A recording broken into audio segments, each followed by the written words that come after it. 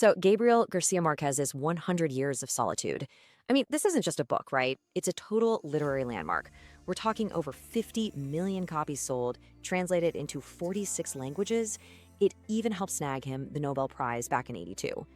So, what is it about this novel that's so monumental? Well, to even begin to get it, we've got to start right where the book does, with one of the most legendary opening lines ever put to paper. Okay, just listen to that. Right from the jump, that one sentence completely shatters our whole idea of time. It mashes up this future tragedy, a firing squad no less, with a moment from the past that's all about pure, innocent discovery. It's telling us right away, hey, you're not on a straight path here. This story's gonna be more like a spiral, a loop, where the past and the future are just constantly bleeding into each other. So where does this winding story even begin? In a place just as mythical as the family at its core. We're talking about Macondo, a city of mirrors. Seriously, try to picture this. A place so brand new, so completely cut off from the rest of the world that a lot of things don't even have names yet. You literally have to point at them. That's the Macondo we first meet. It's this sort of Eden, this utopia, where the only connection to the outside world is this band of gypsies who show up every so often with these mind-blowing inventions, magnets, telescopes, and yeah, that famous ice. But here's the thing, this perfect little city of mirrors has a fatal flaw baked right into its foundation. All right, let's peel back that first layer, shall we? Because what we find is the Buendía family curse. And trust me, beneath the story of this town is the story of a family. And right at its heart is a curse they can never, ever escape. So get this, the whole Buendía dynasty starts with a big taboo, a marriage between first cousins. And from that moment on, they are just haunted by this terrifying fear that they're gonna have a child with the tail of a pig. Now, this isn't just some spooky old wives' tale, oh no. It's treated as a full-blown prophecy of annihilation. It hangs over every single generation, this constant nagging reminder that their own inward-looking world could be the very thing that destroys them. And what's so fascinating is how this curse actually plays out. It's like the family is stuck in a loop, with their personalities totally locked in by their names. If your name is Jose Arcadio, you're gonna be this big, impulsive guy, driven by, let's say, earthly passions. But if you're an Aureliano, you're gonna be quiet, intellectual, and just totally wrapped up in this deep, profound solitude. They're basically two sides of the exact same doomed coin. And make no mistake, this is not a coincidence. This is destiny on repeat. I mean, just look at the family tree. The founder, Jose Arcadio Buendía, he ends his days tied to a chestnut tree, completely lost in madness.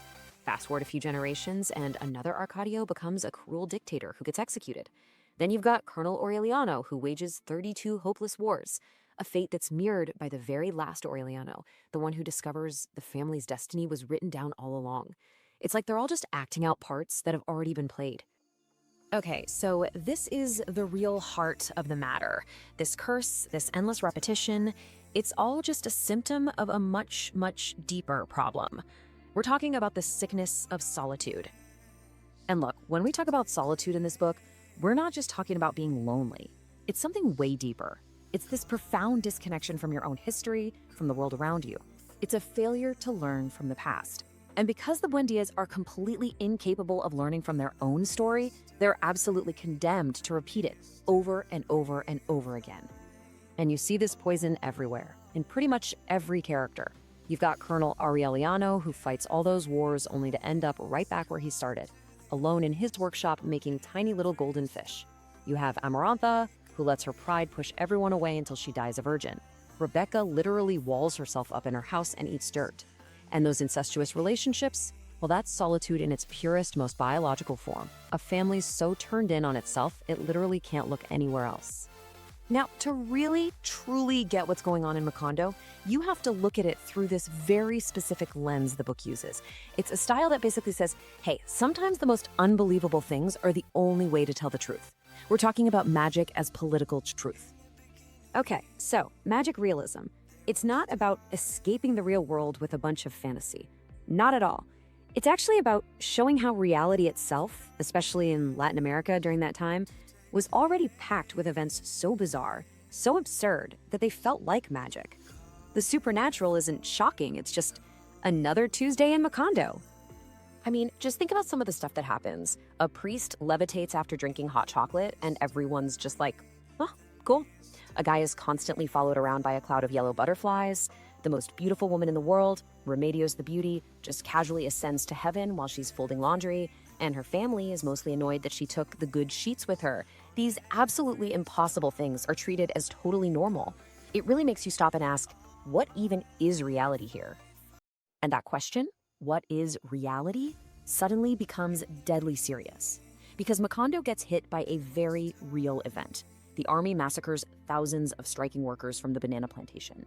And the official story from the government? There was no massacre. A complete, total denial of the facts. But the novel tells a different story. It gives us a number, 3,000. 3,000 people killed, their bodies piled onto a train and just dumped into the sea. And this isn't just fiction, it's based on a real-life massacre that happened in 1928, an event the Colombian government tried its best to bury. And that is the political genius of magic realism. You see, when the official story is a complete and utter lie, what do you have left? Sometimes fiction, even magical, exaggerated fiction, is the only way to get to a deeper truth. The novel becomes a kind of counter-history, a way of remembering what those in power want everyone to forget. Which brings us to the final layer. And honestly, this one is absolutely mind-bending. It's the idea that this entire story, all of it, was already written. So remember that gypsy Melquiades from way back at the beginning? Well, turns out he left something behind, a bunch of parchments written in Sanskrit. For 100 years, nobody can figure them out. They're just this big mystery. But what's hidden inside is a prophecy that perfectly spells out the family's entire tragic story. Okay, so we're in the final moments of the novel. The last Buendía, Aureliano, finally cracks the code to the parchments. He locks himself in a room and starts to read. And here's the crazy part.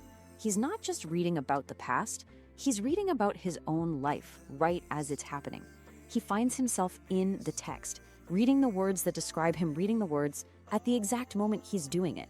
And as he gets to the very last sentence, the apocalyptic wind described in the prophecy starts to tear Macondo apart all around him. And that's the ultimate twist. The book that we've been reading this whole time is the prophecy. It's the text from the parchments. The Buendías were never free. They were characters living inside a history that had already been written, their fates sealed from page 1. Their entire century of love and war and struggle was just them playing out a script. And that brings us to the book's absolutely devastating final line. The cycle doesn't just end, it's obliterated. Because they were so trapped in their solitude, so unable to learn or to love outside their own bubble, their story can't happen again. There are no second chances. The wind wipes Macondo off the map, leaving absolutely nothing behind, except for the story we just read. So it leaves us with this huge question, right? If your entire life is already written, does that make everything you do meaningless? Or does being trapped in a perfect, beautiful, inescapable story make it the most profound tragedy of all? It's a question that just sticks with you long, long after you've closed the book.